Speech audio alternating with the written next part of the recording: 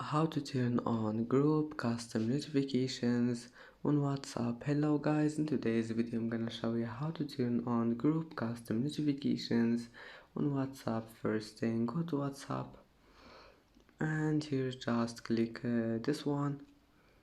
Select any group you want, like this one here, and click on it, and here we'll find profile group. Click on it here, group profile, and here you will see this one, custom notifications. Just click on it and then click this one, use custom notifications, and as you see here you can manage it.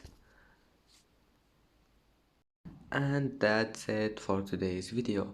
If you like this video, don't forget like and subscribe, and thank you for watching this video until the end, and see you in the next video.